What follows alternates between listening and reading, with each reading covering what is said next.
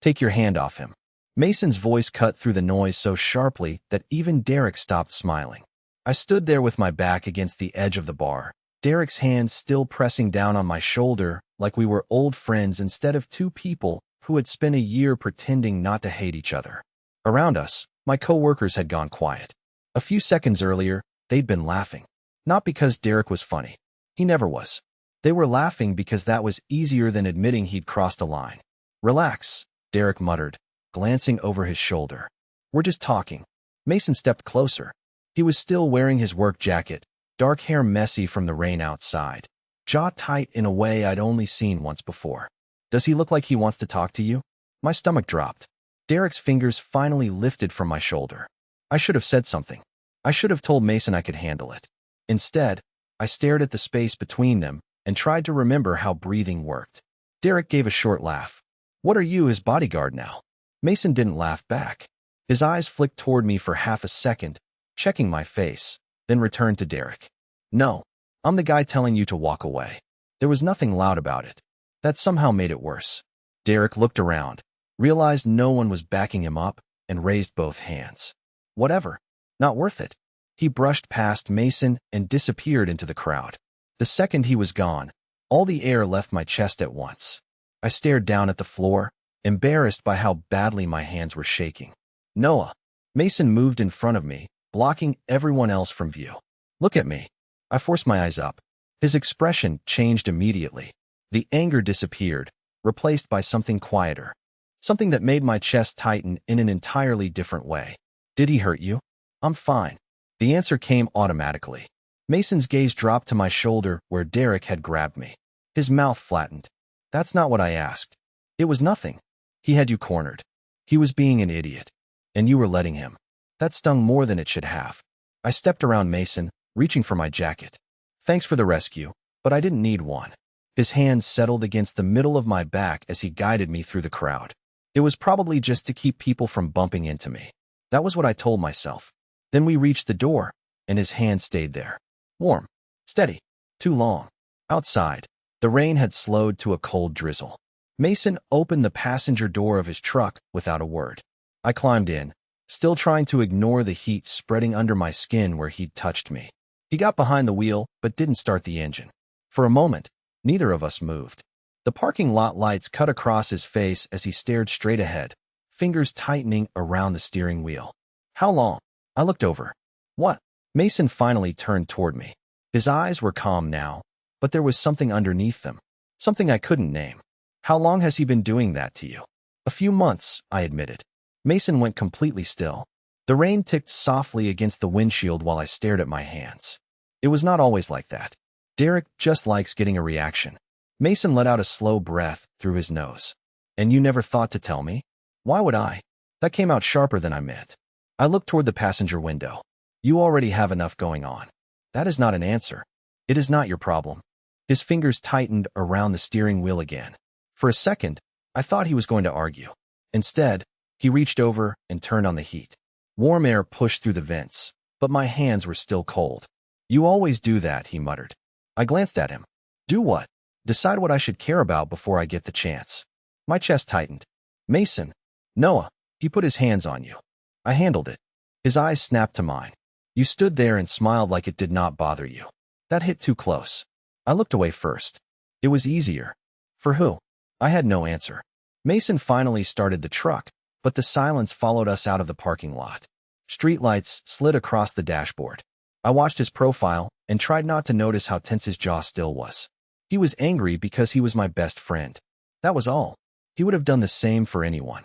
I kept repeating it until the thought started sounding weak. When we reached my apartment, I unbuckled quickly.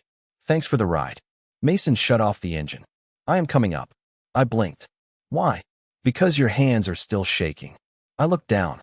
He was right. "I am fine." He gave me a flat look. "You have said that 6 times tonight." "You counted."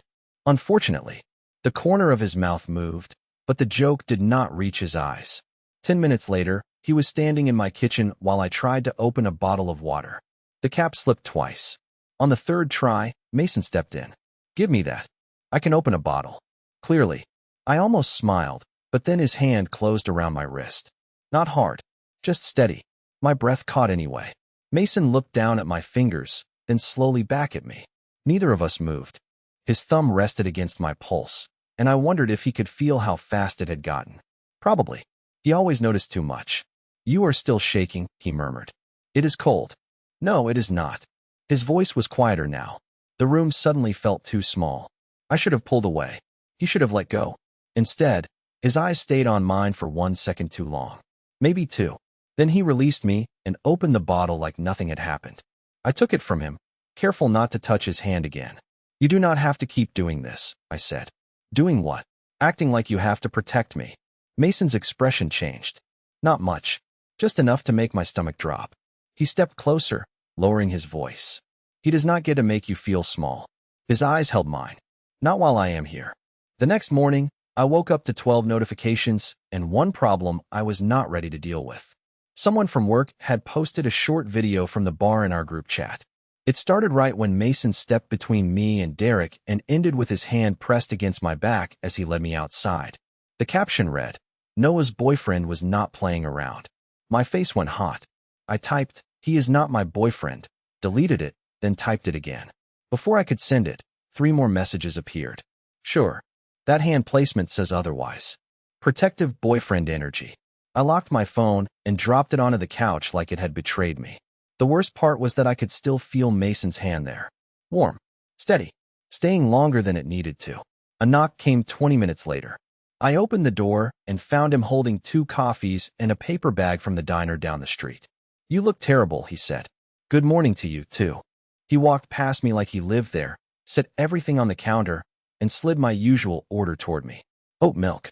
1 sugar. He remembered, of course. Mason always remembered. You did not have to bring breakfast. You barely ate last night. How do you know that? He looked at me over the lid of his coffee. Because I was there. My phone buzzed again. Mason glanced toward it. I reached too late. The screen lit up with another message. "Tell your protective boyfriend we approve." Mason read it. Then he looked at me. Slowly. "Protective boyfriend?" I grabbed the phone and turned it face down. They are idiots. Are they wrong? My stomach dropped.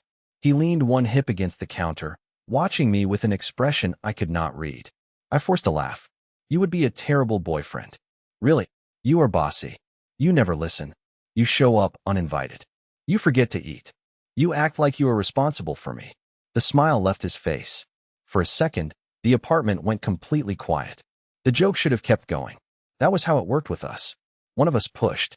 The other pushed back. Then we moved on. Mason did not. He held my gaze, coffee forgotten in his hand. "Maybe I would be better at it than you think."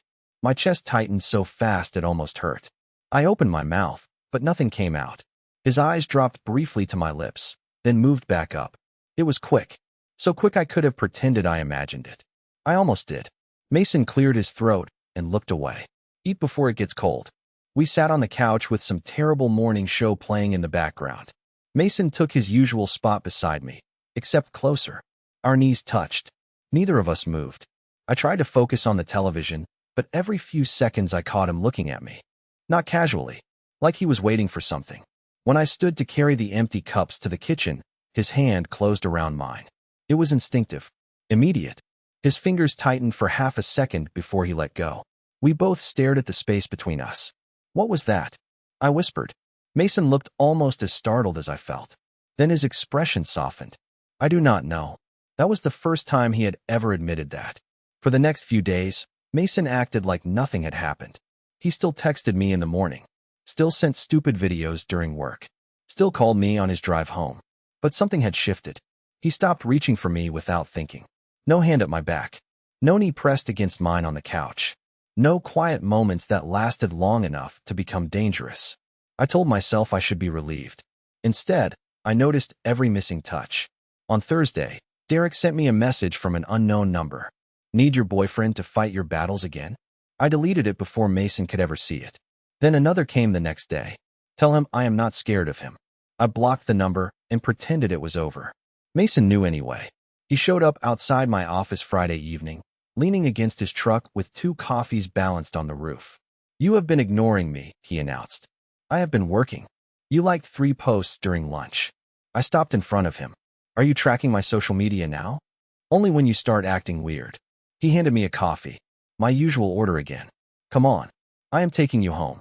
Rain started halfway there, hard enough to blur the highway lights. I rested my head against the window and closed my eyes. I must have fallen asleep, because when I woke up, we were parked outside my apartment. The engine was still running. Mason's jacket covered my chest. He sat beside me in the dark, watching the rain move across the windshield. How long have we been here? My voice came out rough. 10 minutes. Why did you not wake me? His eyes moved toward mine. You look like you finally stopped worrying. My chest tightened. I pulled the jacket closer without meaning to. You do too much. Probably. You cannot keep showing up every time something goes wrong. Mason looked down at his hands. Why not? I tried to laugh, but it sounded nervous. Because people are starting to think you are in love with me.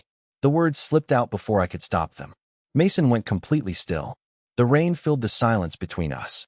My heart started pounding so hard I could feel it in my throat. That was a joke, I added quickly. He did not smile. Was it? I turned toward him. His face was closer than I expected. Close enough that I could see the tiredness under his eyes. Close enough to notice his breathing change. Mason. He lifted one hand slowly and brushed a damp piece of hair away from my forehead. His fingers stayed near my temple. Neither of us moved. My breath caught. His gaze dropped to my mouth, then returned to my eyes. For 1 second, I thought he was going to close the distance. I did not pull away. That scared me more than anything. Mason leaned closer, barely an inch. Then his phone rang through the truck speakers. We both jerked apart. He grabbed the steering wheel like it could keep him grounded. The name on the dashboard read Mom. Mason let it ring until it stopped. I stared at him, pulse still racing. What were you about to do? His jaw tightened. He kept his eyes on the windshield. Something I should probably stop doing. After that night in the truck, Mason pulled back. Not completely. He still answered my messages. Still sent me reminders to eat lunch like I was 12. But he stopped showing up without warning. And when we were together, he kept a careful distance between us. I hated how much I noticed. By Tuesday, even Ava from accounting noticed. She leaned against my desk while I pretended to work. So, where is your bodyguard? I did not look up. He has a job. That has never stopped him before. I clicked through the same email 3 times. Can we not do this? Ava's expression softened. Did something happen? No, too fast. She noticed that, too. Before she could push, Liam walked over holding 2 coffees. He had started at the company a month earlier.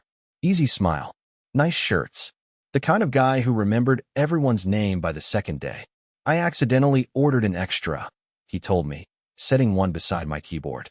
Ava looked at the cup, then at me, clearly not buying the accident. How tragic. Liam laughed. I was actually wondering if Noah wanted to grab coffee after work. Somewhere that does not involve fluorescent lighting.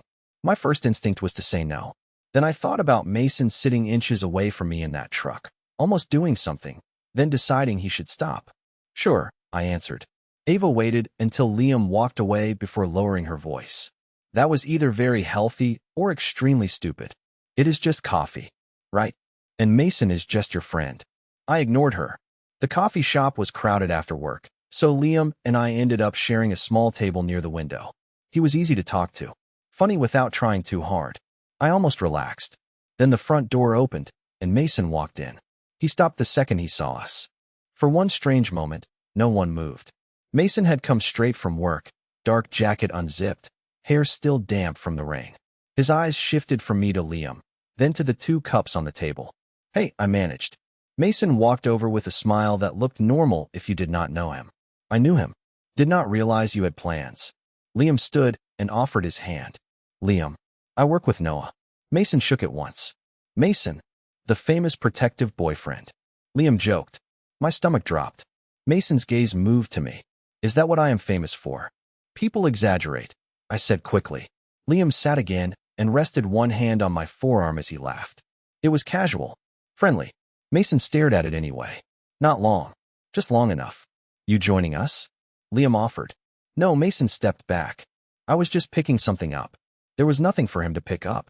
We both knew it. Outside, I caught him before he reached his truck. Mason. He turned, hands in his pockets. What? Are you mad? Why would I be mad? You tell me. His jaw tightened. You can go out with whoever you want.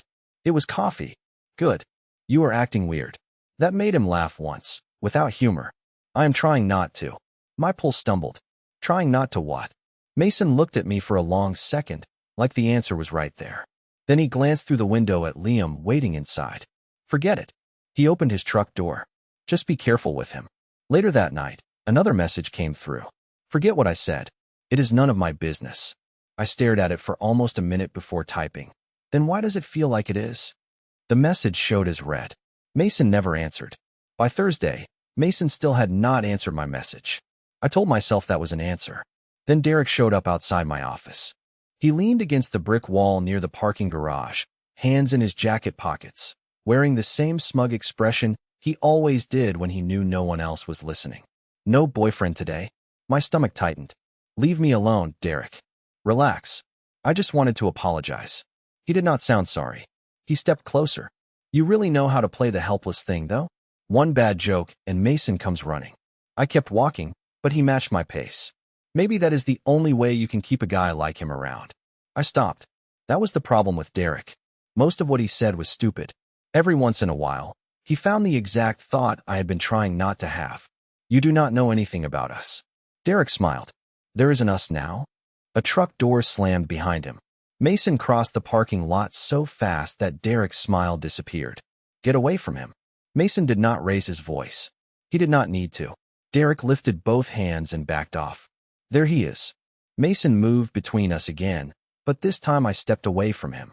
I had it handled. He turned, anger still sharp in his eyes. He was following you. I know. Then why did you not call me? Something inside me snapped. Because I do not need you rescuing me every time something goes wrong. Mason stared at me. Derek slipped away while neither of us was paying attention. Is that what you think I am doing? Mason's voice had gone quieter. You keep showing up. You keep watching me. You get jealous when I have coffee with someone. Then tell me it is none of your business. My hands were shaking again, but this time I did not hide them. I cannot figure out what you want from me. Mason took one step closer. I do not know how to do this. Do what? He looked away, jaw tight. For a second, I thought he would leave. Then his eyes came back to mine. Pretend that night in the truck meant nothing. My chest stopped moving. Mason rubbed a hand over the back of his neck, suddenly looking less angry and more scared. I almost kissed you. The words landed between us. I know, and I have been trying to act like I did not want to. He let out a short breath. I did. I could hear cars moving through the garage behind us, doors shutting, people talking. None of it felt close. Then why did you pull away? His gaze dropped to the pavement. Because you joked that people thought I was in love with you, and I could not tell if the idea made you nervous or disgusted. It did not disgust me. Mason looked up fast. The silence stretched. I could feel my heartbeat in my throat. Liam, touching you bothered me, he admitted. Seeing you with him bothered me. And I hated that it bothered me because I did not think I had the right. He stepped closer again, leaving barely any space between us. But I was not joking, Noah. Not in your apartment. Not in the truck. None of it felt like a joke to me. I could not keep lying to myself after that. Not with the way he was looking at me. Not with his hand hovering near mine like he wanted to reach for it, but was afraid I would pull away. Then stop acting like you want things to go back to normal. Mason's fingers brushed mine. This time, he did not move them away. I do not, he whispered. That is the problem. For 1 second, I thought Mason was going to close the distance between us. His fingers were still touching mine. His eyes had dropped to my mouth again. Then a group of people came out of the office building behind us, laughing too loudly, and Mason stepped back like he had been caught doing something wrong. The space between us returned so fast, it almost hurt. We should not do this here, he murmured. I nodded, even though I had no idea what this meant anymore. Mason glanced toward the people crossing the parking lot, then shoved both hands into his jacket pockets. I need to think. My chest tightened. About what? About us. The word should have felt good. Instead, it sounded dangerous. Right. I forced myself to look away. Of course. Mason's expression changed. Noah, that is not what I meant. You said you wanted this. I said I do not want things to go back to normal. And now you need to think. He exhaled, frustrated. Because you are my best friend. That is supposed to make me feel better? It means I have something to lose. The words landed harder than I expected. I stepped back. So do I. For a moment, neither of us moved. Mason looked like he wanted to reach for me again, but he did not. That was somehow worse. I am scared I will mess this up, he admitted. I am scared we cross a line, and then every coffee, every movie night. Every dumb thing we have always done becomes awkward. Maybe it already is. His jaw tightened. Exactly. I hated that he sounded relieved to hear it. Like the tension between us was proof that pulling away was the smart choice. I should go, I muttered. Mason followed me 2 steps. Noah, you wanted time to think. Take it. I kept walking before he could see how much that hurt. The next 3 days felt wrong. No morning messages. No pictures of terrible gas station snacks. No Mason calling to complain about traffic. I told myself he was respecting my space. By Saturday night, I had convinced myself he regretted everything. Ava invited me to a small birthday dinner downtown, and I almost stayed home. Then she texted, "You are not spending another night staring at your phone." So I went. Halfway through dinner, Liam took the empty seat beside me. He was friendly, careful, not pushing anything. When he leaned closer to hear me over the music, I caught movement near the entrance. Mason stood there with one of our mutual friends, frozen in place. Our eyes met across the restaurant. His expression fell the second he saw Liam beside me. Then he looked away. I waited for him to come over. He never did. 20 minutes later, Mason was gone. My phone buzzed under the table. His name appeared on the screen. "I guess you figured out what you wanted." My stomach dropped. I typed back immediately. "You were the one who walked away." The message showed as read. Nothing came back. I left the table and called him from the sidewalk. He answered on the 4th ring, but stayed silent. "You do not get to disappear for 3 days and then act like I replaced you," I said. A long breath came through the speaker. I was trying to protect what we had. From what? From me ruining it. My anger softened, but the ache stayed. "Mason, you already changed it." Another silence. Then, quieter. "Do you wish I had not?" I closed my eyes. "I wish you had not made me believe you were ashamed of it." His answer came fast. "I am not ashamed of you." "Then what are you afraid of?" Mason did not speak for several seconds. When he finally did, his voice sounded closer than it should have. "Turn around." I opened my eyes. He was standing at the other end of the sidewalk, phone still against his ear, looking at me like running had finally become harder than staying. Mason lowered his phone, but did not move closer. Neither did I. People passed between us on the sidewalk, laughing, carrying takeout bags, living normal lives while mine felt stuck on one question. "Why did you come back?" I finally asked. Mason looked toward the restaurant window, then at me. "Because I saw you with Liam."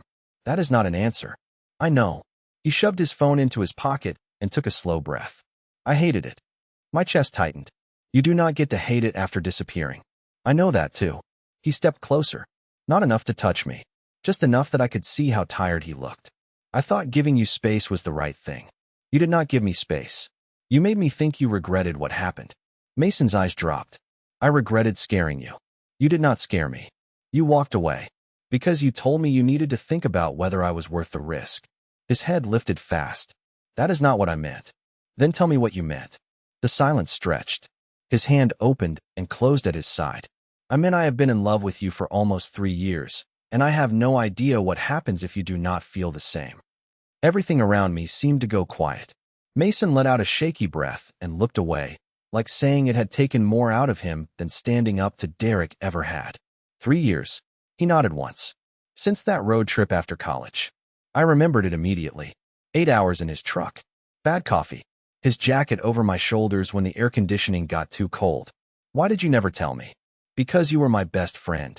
His eyes returned to mine. "You are still my best friend." And every time I thought about saying something, I pictured losing all of it. He gestured between us. "The calls. Your apartment. Knowing I am the first person you text when something happens." His voice dropped. "I thought being close to you was better than risking being nobody to you." My throat tightened. "So you protected me. Brought me coffee. Showed up every time I needed someone." I kept telling myself that was enough. Mason gave a small, humorless laugh. "Then Derek put his hands on you, and I stopped being able to pretend." He took another step. Our shoes nearly touched. "I was not protecting you because I felt sorry for you, Noah. I was angry because someone was hurting the person I love. I could not look away from him. Not now. You should have told me." "I was afraid." "So was I." His expression shifted. "Of me? Of being wrong about you." I reached for his hand before I could talk myself out of it. Mason froze when our fingers touched. I held on anyway. "Every time you remembered my coffee order, every time you looked at me too long, Every time you touched me and acted like it meant nothing, I told myself you would do it for anyone. His thumb moved slowly across my knuckles. I would not. I know that now. He searched my face. What are you saying? My heart pounded, but I stepped closer. I am saying I got coffee with Liam because I thought you did not want me. Mason's grip tightened. I wanted you so badly, I thought it was ruining my judgment. Then maybe we stop pretending this is normal. For a second, neither of us moved. Mason lifted our joined hands between us, like he needed proof they were real. Are you sure? I nodded. I am sure I do not want to go back. His forehead rested lightly against mine. No kiss. Not yet. Just his breath, his hand around mine, and the quiet relief in his voice. Good, he whispered. Because I do not think I can pretend anymore. Mason stayed close, his forehead still resting against mine, like neither of us trusted the moment enough to move. Then the restaurant door opened behind me, and Ava stepped outside. She took one look at our joined hands, lifted her eyebrows, and smiled. So, should I tell Liam he can stop waiting? I pulled back so fast I nearly dropped Mason's hand. Mason did not let go. That small thing settled something in me. Yeah, I told her. Probably. Ava nodded like she had just won an argument no one else knew about. Good. Also, your food is getting cold. She disappeared inside before I could answer. I looked down at our hands. Mason's thumb was still moving slowly over my knuckles. You know everyone is going to have questions. They already have questions. You hate attention. I hate pretending more. My chest tightened in the best way. We went back inside together. I expected Mason to release me before we reached the table. He did not. Liam noticed first. His eyes dropped to our hands, then lifted to my face. For half a second, I felt guilty. Then he gave me a small smile. That clears things up. I am sorry, I murmured. Do not be. I like coffee. I survived. Mason pulled out the chair beside mine and sat close enough that our shoulders touched. Nobody made a big announcement. Nobody clapped. Ava only pushed my plate toward me and muttered, "Finally." Mason laughed under his breath. It was the first time in days that he sounded like himself. Later, he drove me home. The silence in the truck felt different now. Not empty. Not dangerous. Just full. When we reached my apartment, Mason turned off the engine and looked at me. Dinner tomorrow? We just had dinner. A real one. I tried not to smile too quickly. Are you asking me on a date? I thought I was being obvious. You have a terrible track record with obvious. He shook his head, then reached across the console and took my hand again. Noah, will you go on a date with me? Yes. His shoulders relaxed like he had been waiting 3 years to breathe. The next night, he showed up with coffee and complained that I took too long choosing a jacket. It felt exactly like our old routine, except every ordinary thing carried new weight. His hand at my back, his knee touching mine under the table. The way he looked at me without pretending he was not looking. A week later, we ended up back at the same bar with my coworkers. When someone called Mason my protective boyfriend, I opened my mouth out of habit. Mason squeezed my hand beneath the table. Yeah, he answered. That is me. No joke. No escape route. Just the truth. I looked at him, and he looked back like choosing me was the easiest thing he had ever done. For years, I thought Mason kept showing up because he was loyal, because he was kind, because that was what best friends did. I was not completely wrong. I just did not understand that sometimes love looks ordinary before anyone is brave enough to call it what it is. Sometimes it looks like coffee, a ride home, a hand that stays when everyone else expects it to let go. Mason protected me from Derek that night. But the thing that changed my life was simpler. When the truth finally came out, he did not run. And neither did I.